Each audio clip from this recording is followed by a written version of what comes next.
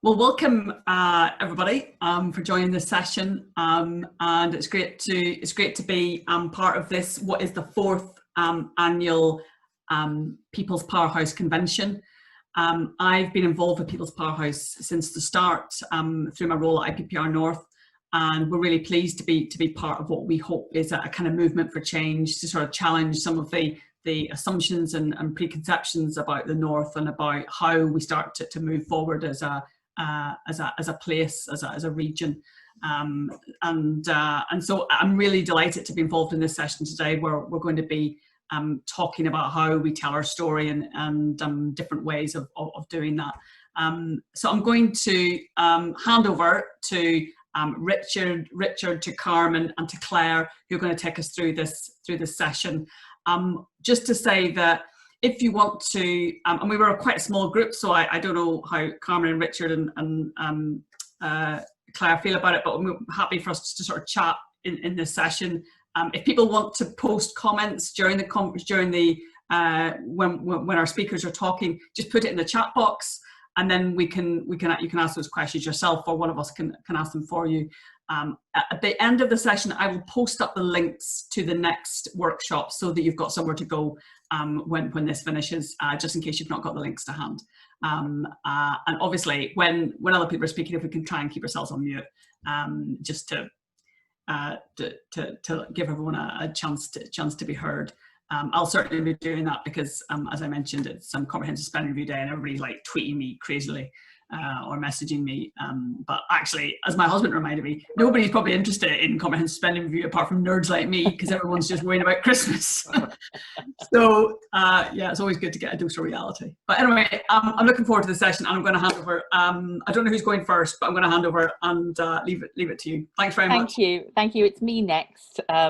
Hi everyone, I'm Claire. I'm the Chief Executive of New Writing North, which is the regional body for developing reading and writing in the north of England. We're here today, I think, with our writing hats on primarily, and it's great to be part of the People's Powerhouse, which feels very in line with some of the work we've been doing at New Writing North recently, which has all been about thinking about the narratives of the Northeast and our region, and trying to take a fresh look at that.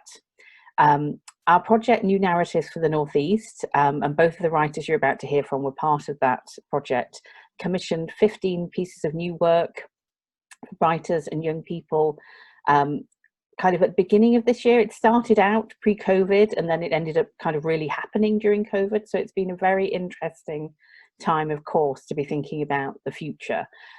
But even pre the challenges of COVID, we were trying to think about the future in new ways and think about the Northeast in particular. But I think the work that we were doing and the ambitions we set for our project in the Northeast are easily replicable and very current for lots of thinking that's going on in the world at the moment. So we've devised a session today inspired by that programme, but kind of shifting the focus a little bit to think about how we could help you all tell your stories in a more powerful way. And we've got two amazing writers to help us do that. Carmen Marcus is a poet and a novelist based in Redcar, and she wrote a piece for New Narratives called Finfolk, a beautiful fictional piece. So the project, it's probably worth saying, when we commissioned stuff with both fiction and non-fiction, and some things slightly in between all that. So we were very form agnostic and interested in what all of those things could do in terms of how we tell stories. Richard Benson is an editor, a journalist, a memoirist, and a non-fiction writer, and is originally from Yorkshire and now lives in London. And he wrote a fantastic non-fiction piece about work and identity and how the Northeast thinks about itself. So two great writers. We're going to start off with Carmen, who I think is really going to get us going with a rallying cry for how to empower people through writing. So please welcome Carmen Marcus. Hey everybody, I shall do the seance bit. Can everyone hear me okay? Just give me a little wave. That's brilliant. It's so good. I can see some familiar faces here. I can see Louise. It was really funny because Louise rescued my Finfolk story at the 11th hour by giving me the feedback, you're going to have to kill someone. Which was which is really important to remember when you're writing. But I'm going to talk about how we find stories. So my piece that I'm going to talk to you about today is called Northern Stories and How to Find Them. Yes, I did rip that off from a film, so let me just share that. I'm going to show you a slide. Because we're such an intimate group, I'm not going to faff about with slides too long, but I wanted to show you this because this is my dad, my uncle and their friend in a back alley in Redcar at the bait houses. And so part of my message is going to be all about finding our local stories. So let's get into that. So I'm a writer, poet, campaigner and community artist. And the first thing people ask me when they find out that I've written a book is, how long did it take to write your book?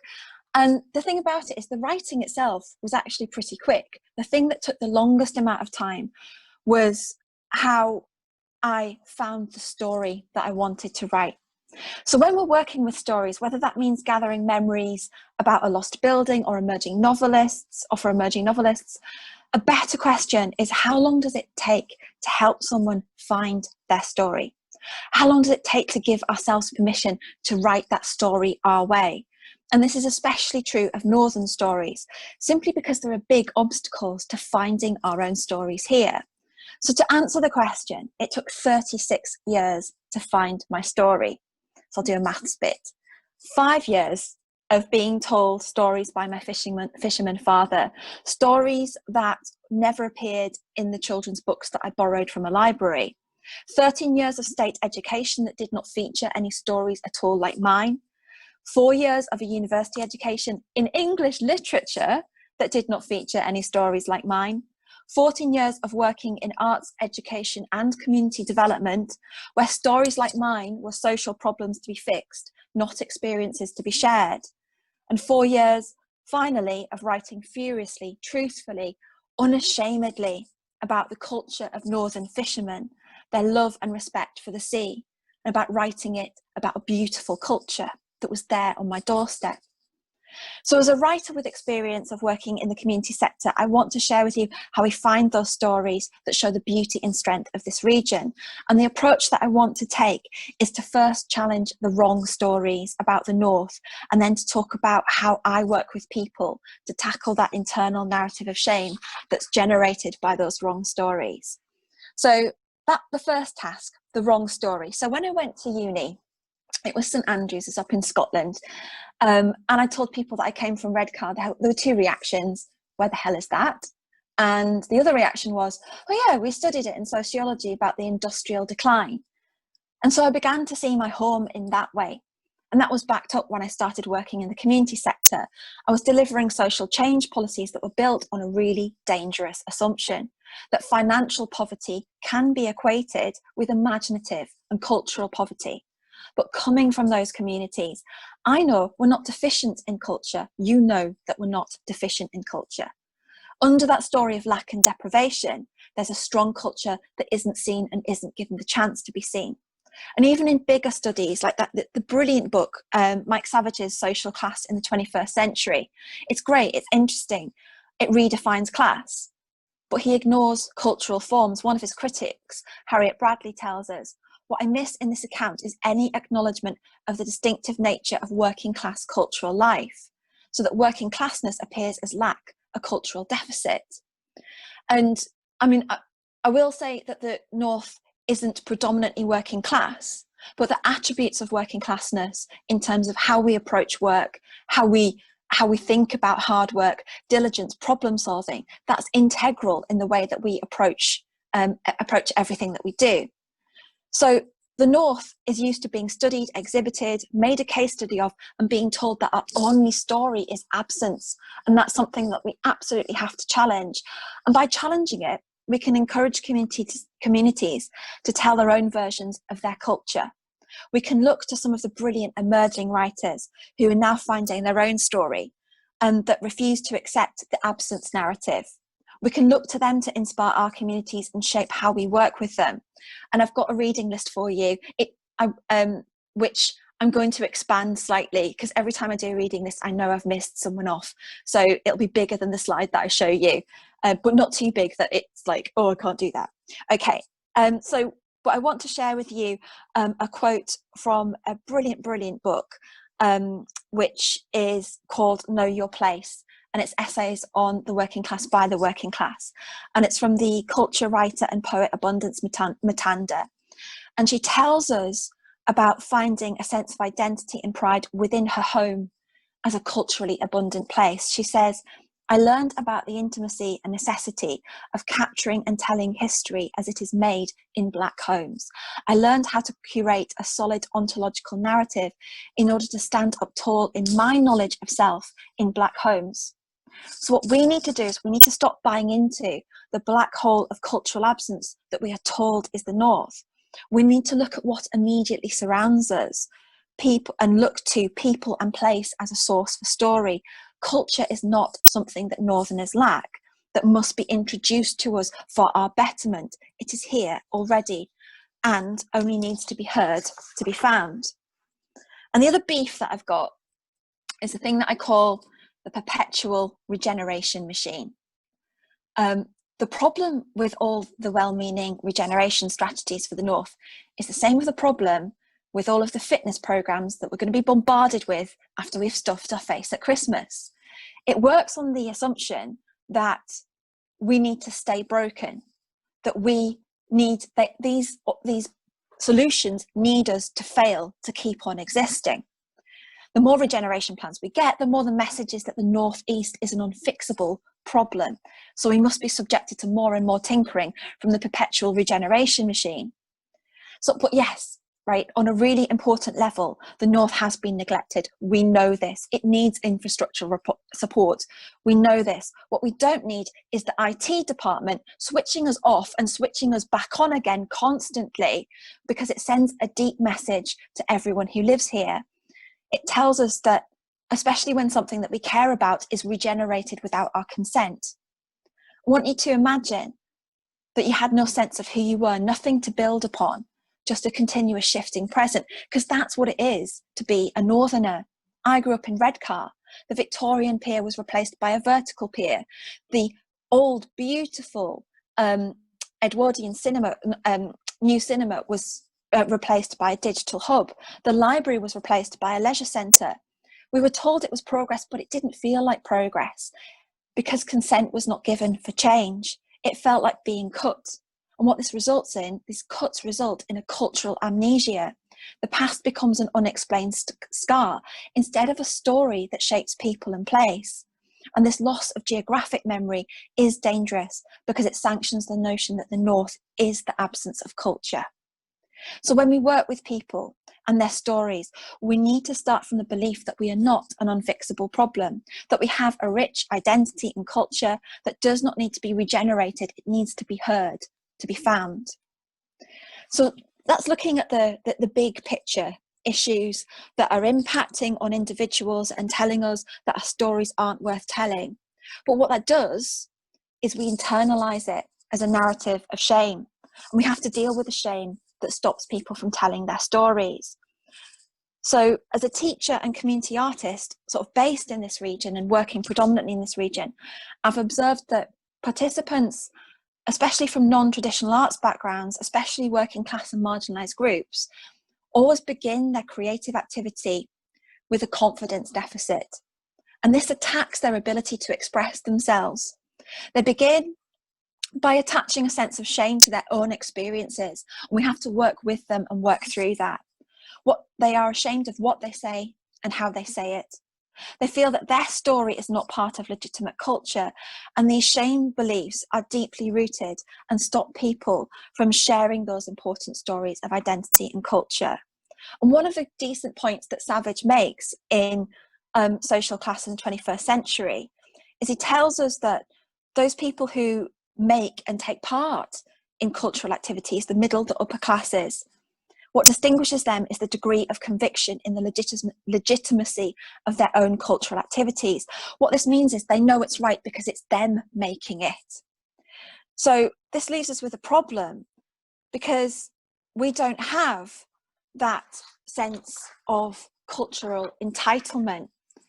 In my work, teaching creative writing, my first task is always to help participants understand that they have a right to speak about the experiences that they've had. The participants I work with are like me. They've not been makers and commentators on legitimate culture. We haven't encountered our stories in classrooms or on bookshelves. That's changing, hence the big reading list, or stages and screens. And when we do, it's usually misrepresentation. So we don't have a model to work with, but this is the gift. This is really liberating, because what we make may be illegitimate, but it's also the thing, and I'm sure Richard and any other writers here will tell you, it's also the thing that all writers want to achieve, something new, original and powerful, because it was made on the boundaries of what was permitted. It's what Albert Camus would say is creating dangerously.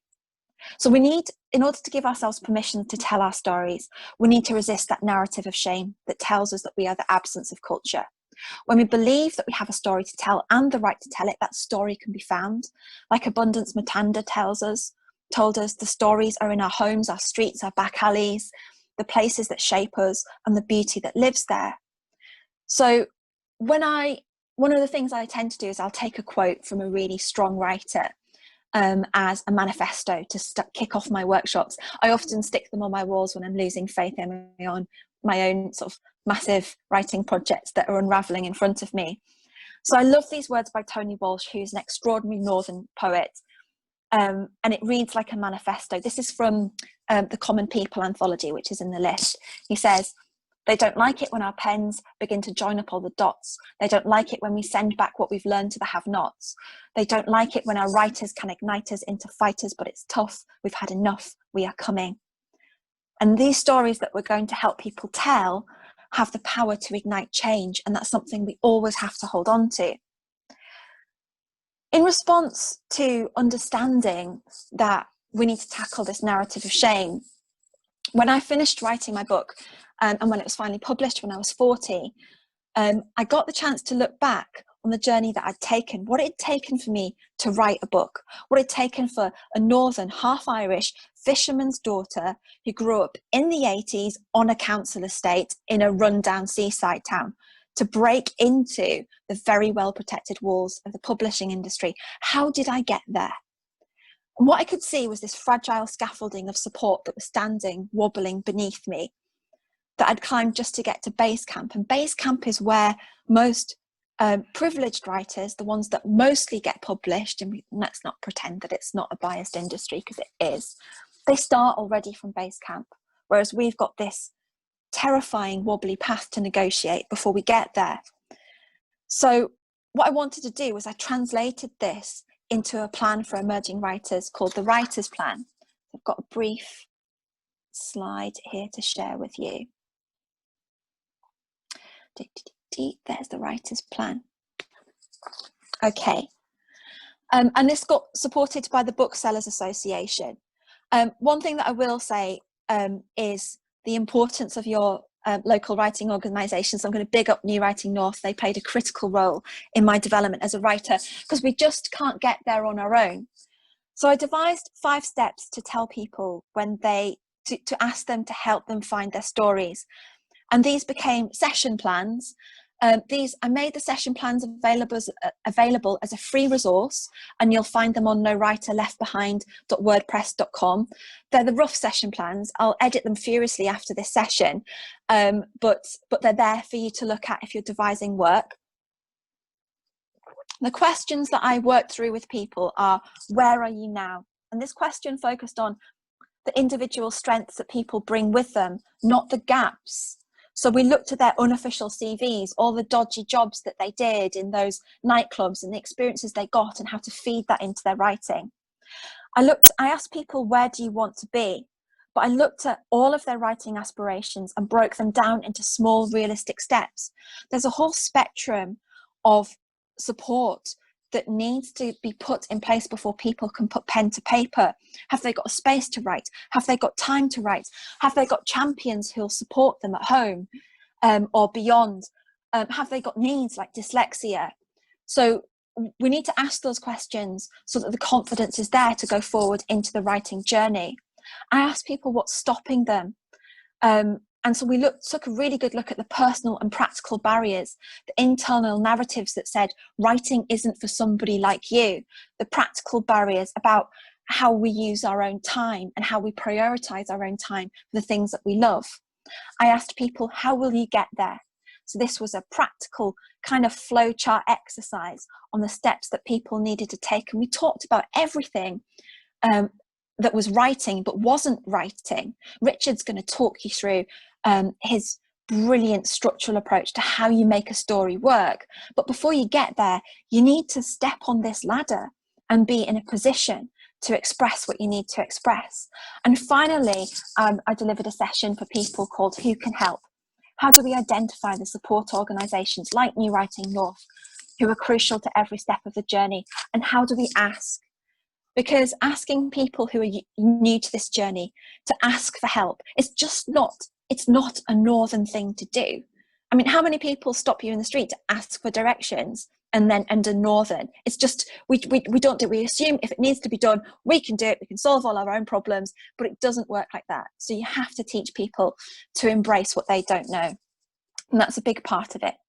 So the result was a plan. The session plans are already there for you on No Writer Left Behind. Do go and check them out. There are some brilliant stories as well that are curated from writers on the journeys that they took to becoming writers. And there's a lovely piece there on the role that libraries play when people are making that journey that I just adore. So a couple of tips is used when we're teaching this to people, when we're working with people with their stories, use the tools that we've got. So if COVID has taught you anything, or taught us anything, it's that anything can be achieved from sitting at home while simultaneously being connected to the entire world through Tinternet. So social media, what it does is it allows us to bypass the gatekeepers of the publishing industry and legitimate culture to inspire people to write, share and tell their stories, use social media. What I did so I write my own novels and stories, but I'm also a community artist. So I create co-created stories. I've developed models for digital co-creativity. And this means reaching out to people to gather their stories on a subject like the North or the sea. And I did this for Finn Folk. It's not new, because that's how the Grimm brothers collected their fairy tales to create a sense of cultural rootedness. It's how folk tales and urban legends are told and spread, because the truth is we're talking about, let's do a new story, a new narrative for the North. There are no new stories and there are no new ways to tell stories, because stories are in our DNA as human beings, but there are new ways to find and share stories. So use them to their full potential. And if you want to take a little look at my website, you can have a look at some of the past projects that I've done where I've used a co-creative method, and I can sort of share. I can share some of those, or if you need to, I'm happy for you to contact me directly. We're a small group, so if you have some questions about co-creativity, ping them across and I'll endeavour to answer them, or we can talk about it here. The final thing that I want to share with you is about the origins of storytelling. Christina's just asked, how do I contact you, Carmen? On the final slide will be a link to my website, so just copy the details and you can do that all through there. And also we are going to make my talk available as a transcript, and I'll put my details on there as well. So that's going to keep me busy till Christmas, because oh God, I can't face another lockdown. So please do message me. So storytelling. My first encounter with stories was not in books. They were stories that were told. I've got an Irish Catholic mum and a fisherman father. So there is no escape from oral storytelling in that situation. My mum terrified the living daylights out of me with vengeful ghost stories because her father was a coffin maker and a carpenter. The things they used to do with bodies, you do not know. That's a whole different discussion on a whole different conference. And then my dad would tell me wonderful, daring tales of sea rescues. And what I didn't realise at the time is this is the tradition of storytelling that humans have had since we had language, and probably before language. We would make drawings. And these were stories that were sacred, alive, changeable, passed down through generations. And this is how we predominantly experience stories in the north. I mean, think about it. How many stories have you told in bus queues, overheard on delayed trains, stories told over garden walls and in pubs? That's where we get our model for northern stories from. And these stories have a different shape and sound to the legitimate stories that are published in books and get through all of those barriers the gatekeepers have. These stories contain the rhythms of the language, the touch, the feel, the senses of the place in which we exist, the energy of experience, and a rootedness. And always they are beautiful and sometimes really rude and very funny. So the point that I want to make is whenever we work with people, we're always working with stories. And those stories are the containers of self and place. That's where they have power. So the anthropologist of storytelling, Robin Riddington, proposes that stories are a spirit net, which is a beautiful idea to a fisherman's daughter. He says we use stories to carry from people to people, generation to generation, our essential experiences. From the precise moment of an experience, we carry it with us whole, eventually sending it down through time by way of our children. And a Jewish saying tells us, if it wasn't true before the story was told, it was true after. So we have to be really careful with the stories that we are willing to accept about the North. We must challenge those stories of absence and brokenness and find those stories and storytellers who can show us the power and beauty of place. And we can find those stories right here in the people that already exist, in the homes, the photo albums, the streets, on the shoreline, the bus queues, the schools, the delayed trains. We have a lot of delayed trains. I'm struggling as a writer at the moment because I get a lot of my ideas from overhearing conversations and I can't get out. It's driving me nuts. So we don't need new stories to introduce us to an already mass-produced, legitimate culture. We need those illegitimate boundary stories. We just need to create the conditions to hear them, make them, and share them and tell our own Northern story. So here, there's my finished piece. Let me share this list with you. And it will be shared through the notes, so don't worry if you don't get a chance to copy it all down. And you'll find that some of these writers aren't Northern. I'm just having one of those moments, those technical gremlin moments of pause while I do a waffle, while my screen flashes at me. Here we go. Let's share that now.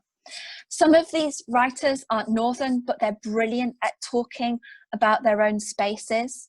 They're not in any particular order, just the way that I threw them down. There's a couple that I want to add on to there.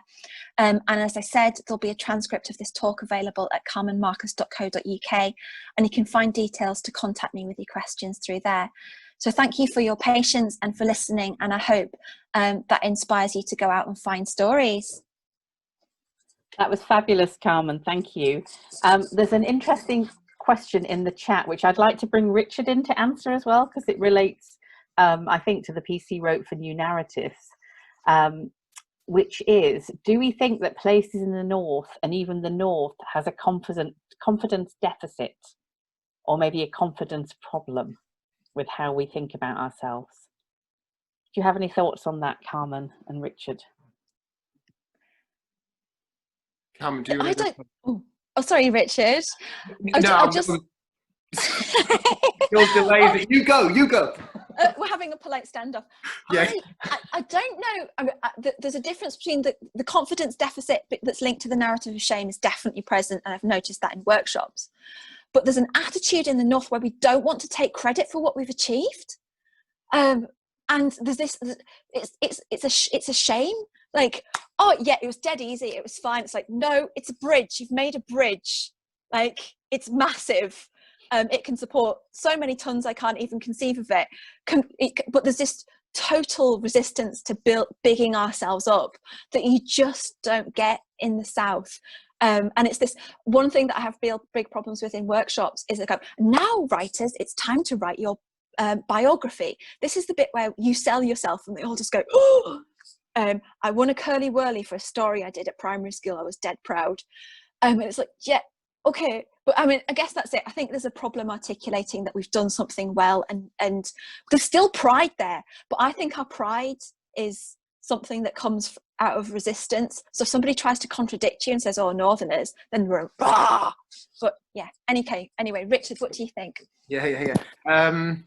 I definitely agree with that. And I think there's obviously a confidence deficit that maybe comes partly from they're just, knowing that you're not in a world where people have books published, right? So it's just, even if you were, if you had not been through any much education, living on the street where I live in North London, you would still bump into people who had books published, because you would be mixed up, and that would be around, and that would not be true of a lot of the similar community that I could think of in the North. I wonder if, just to give a slightly different angle on it, because I think there's this obvious point that yes, there is a confidence deficit.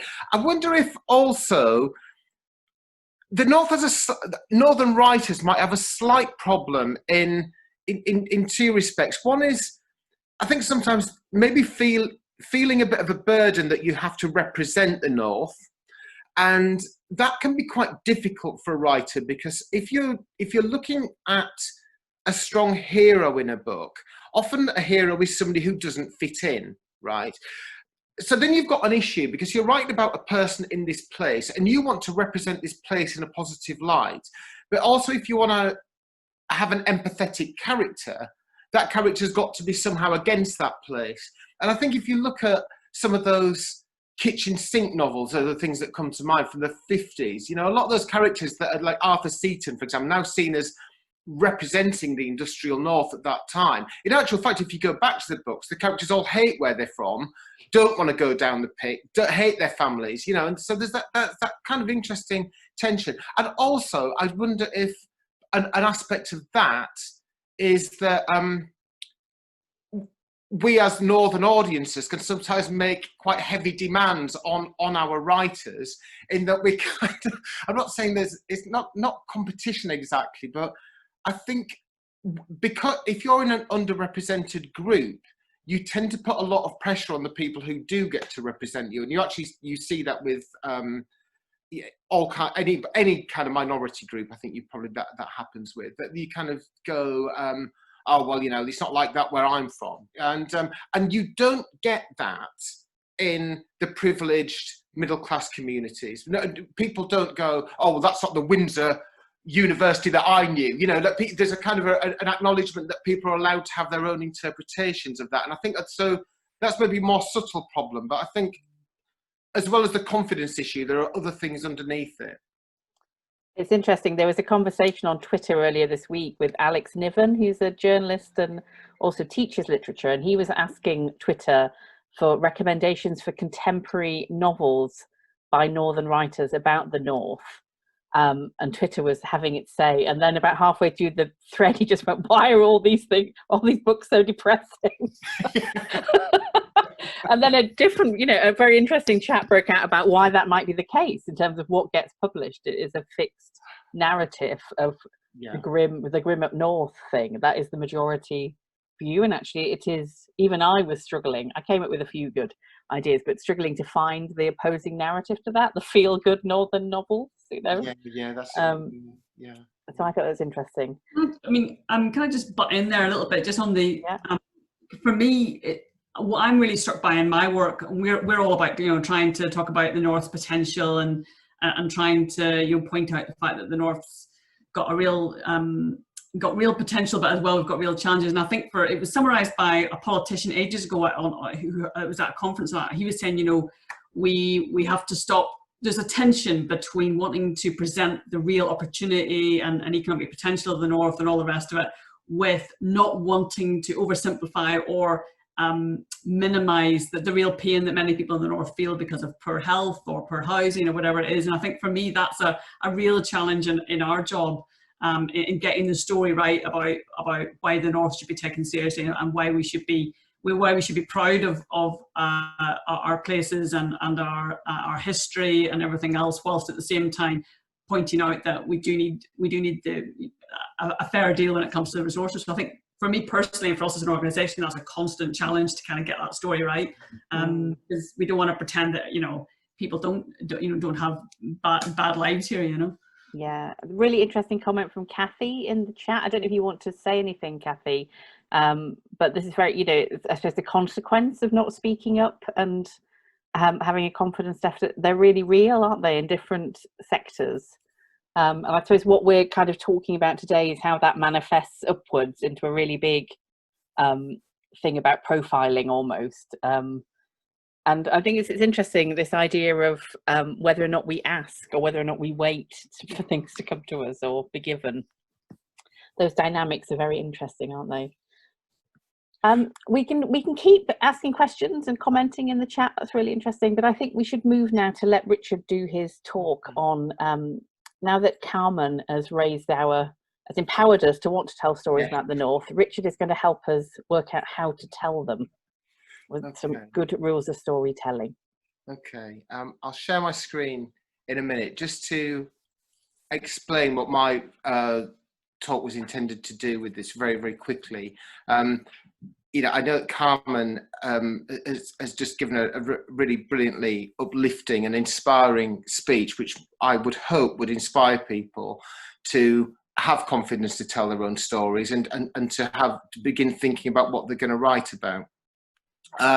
In my job as an editor and as a writer, but also as an editor, I would have to deal quite often with people who have pulled together the material and their ideas, and then you know, have the moment where you have a blank screen and you have to start. And often it's hard to get going, or we do a little work and then find we're grinding to a halt. And I've had to think about that quite a bit over the years. And I think when we get to that point where we think either we don't know where to go, we don't know where to start, it's kind of to do with not really having thought that much about the structure of the way that stories and pieces work. And this is very much a kind of technical talk, really. But if you're the sort of person who happily sits down and it all pours out of you and you don't have to worry about things like that, then, you know, congratulations, have a great life and relax for 10 minutes. For the rest of us, I've tried to pull together like a few ideas like that, a couple of checklists that mean that if you are stuck, you can kind of go through and say, have I got these things in place? And in my experience, they kind of move you on. And then at the end, there's a few thoughts about how those rules might work for Northern writers, because, you know, they have to be adapted and they have to be applied. So let me see if I can share the screen and just rattle through this. Hang on. That's not what. Hang on.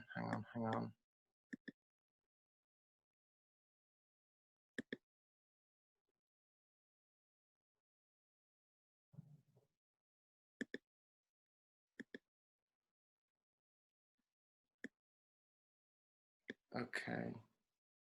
Can everybody see that?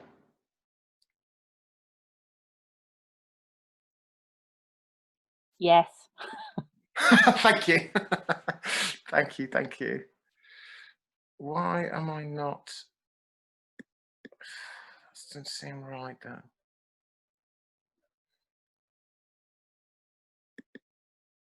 No. Okay, maybe that's okay. Let's just do it like that. So I'm just to explain what we're going to do. I'm going to look very briefly at what we mean by a story and what a story does. I'll cover the structural rules that I talked about, and then look at how you make those work for you.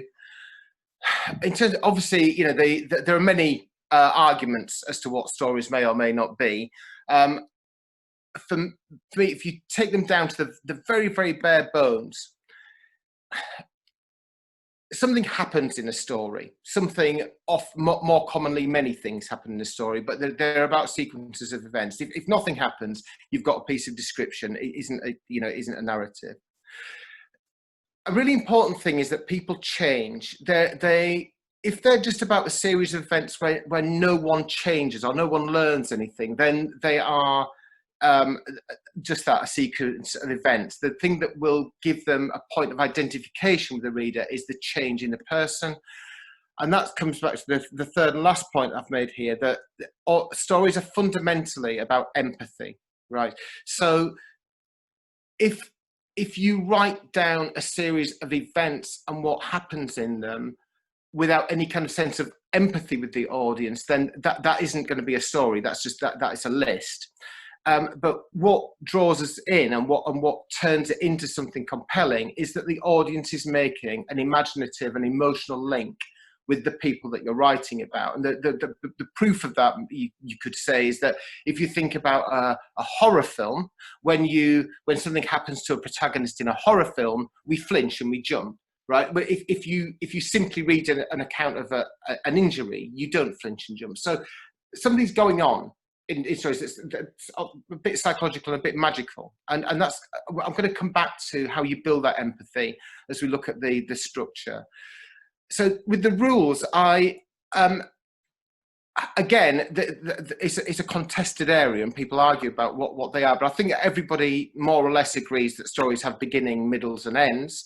It may be that we move that around, so you might sometimes put the end at the beginning, but you can't do that unless you know what the beginning and middle and end are in the beginning. So I'm going to start with those and look at those and look at what beginning, middles and ends are, and what I've done specifically, I think where the problem that people most commonly have and what grinds us to a halt is what goes on in the middle. So I'm going to break the middle down into three.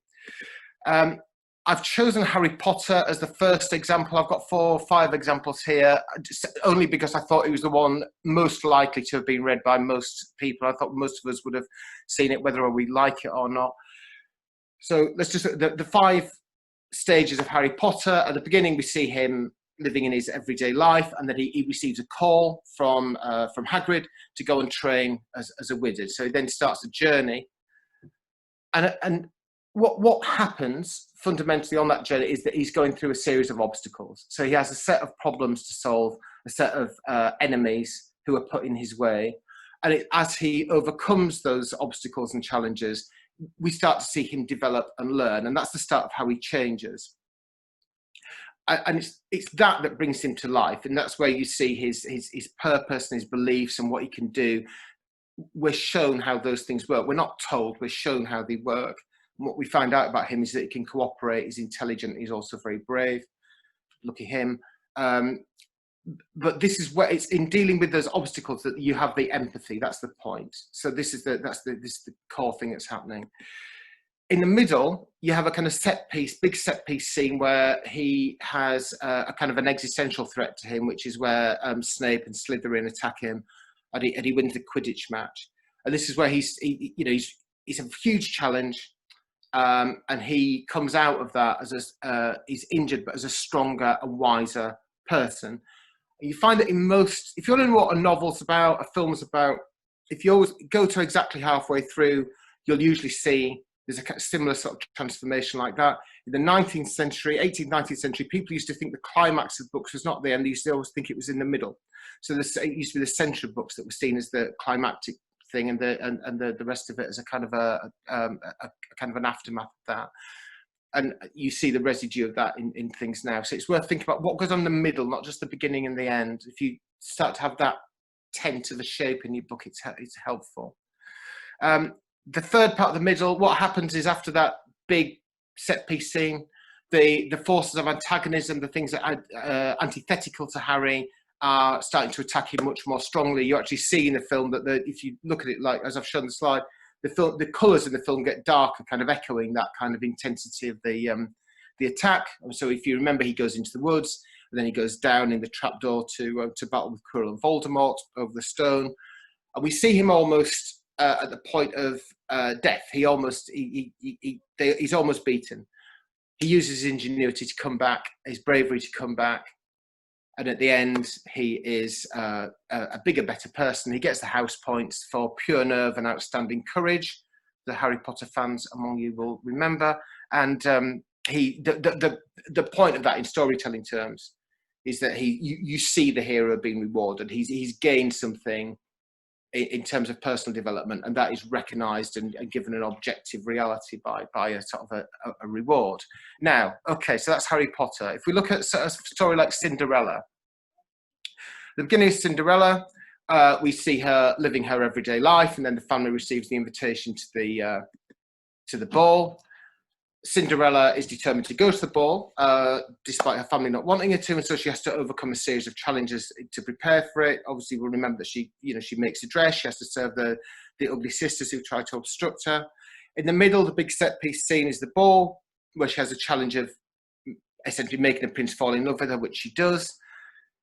It starts to go wrong for her. The third part of the middle, everything starts to push back against her. As soon as the clock strikes midnight, she loses all the stuff that she's made.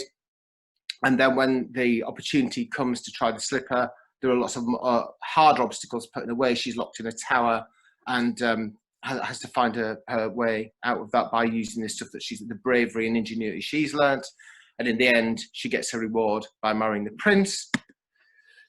So not to hammer this home too much, but obviously if we think about a contrasting thing, a James Bond movie, they all have exactly the same plot. They all begin with him in a typical setting, which is usually a spectacular chase. He's then called and sent on a mission. He overcomes some initial challenges. You have a big set piece, always in the middle of the Bond film is the bit where he goes into the lair. He seems to be winning, and then suddenly the villain traps him. We think he's going to kill Bond. Bond uses his cunning and strength to escape. Eventually defeats the villain. His bravery is rewarded, and he gets the girl, usually a nice car, and so on and so on. So I think I'm probably making this clear enough, but obviously Pride and Prejudice is about Elizabeth's dealing with a series of obstacles to ending up with Darcy. The interesting with Pride and Prejudice, that I'll come back to when I'm talking about dealing with problems, is that so Elizabeth also has to overcome her own pride, which is standing between her and Darcy. And sometimes the forces of antagonism, the villains, are not only external to the hero, they can be internalized as well. It can be to do with having to get over things inside you as well as outside you. So as I hope you are making clear, there is a pattern emerging, and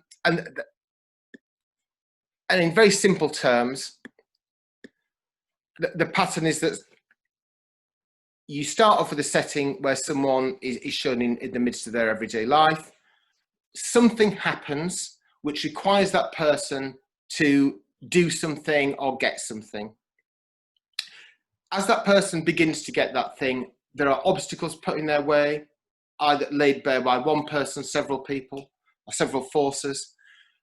You get to the centre of the story, and there's a turning point where that person begins to transform and learn. Usually, the really great turning points are the ones from which there is no way back. So the villain, your hero is forced on. So if you look at Titanic, exactly to the second on the halfway point in Titanic is the bit when the ship hits the iceberg.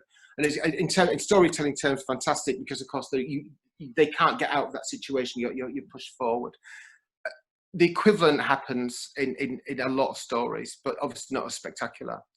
In that third section of the middle is when it's another set of obstacles where it just gets a lot harder. The hero is going to be threatened with extinction or death or being wiped out in some way, and they find a way to come back, and then you get to the end where they're rewarded. It's quite a good exercise to read or revisit books, films, whatever that you know, and just look at that pattern. And because as a writer, it kind of makes the idea of structure less scary. Or when I studied this, it made it less scary for me anyway. What that pattern means is that you need a set of basic elements. You're going to need a protagonist who's your hero or anti-hero. The important thing about that is to be very clear about whose story you're telling. Starting out with a story, you're very likely it's going to be about one thing, possibly one community, but really it's a good idea to think about one person. That person has got to want something. You've got to have a desire. there has to be something standing against them. That's the antagonist. You need a set of obstacles that they have to overcome.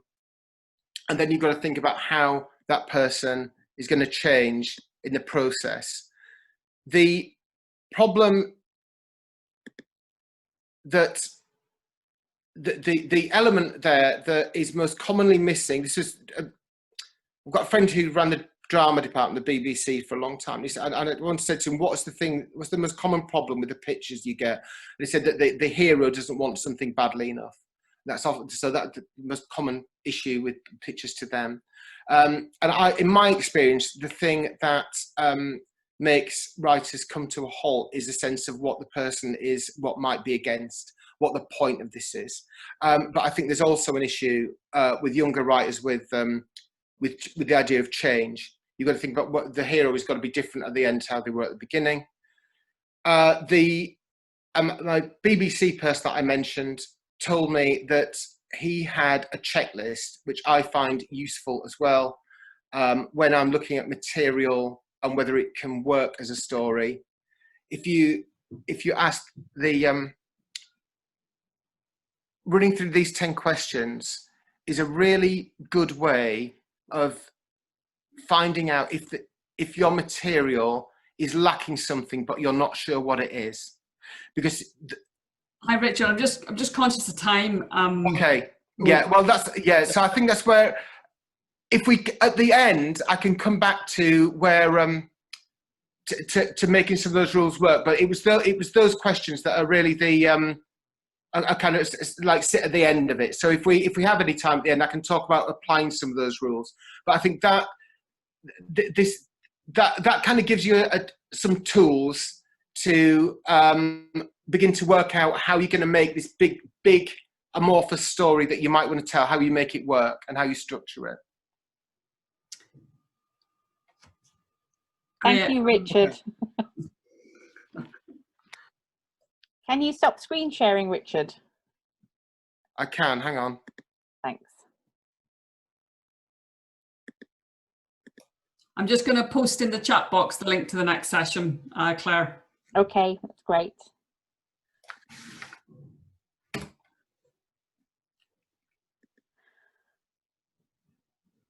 I suppose if people need to leave for the next session, that's fine. If not, we could maybe finish off. Would that be okay? Or yeah, I mean, perspective. Yeah, I think people want to head to the next session, that's fine. But yeah. Let us know in the chat if you'd like Richard to finish his presentation. We don't want to keep anyone from anything, but there's probably another couple of slides that it would be useful to show. Okay, sorry about that. It's all right. Time flies when you're doing interesting things. Is everyone happy to stay? Could you maybe just wave if you're happy to stay for a bit? So we know, brilliant. I think you should finish your presentation, Richard, and we'll just maybe accept some people might leave to go to the next thing. Okay. Or at least get to your midpoint break that we talked about. Yeah, well, that was it really. Oh, that was it. Okay. If you want to, well, maybe we could just. Does anybody want to ask questions or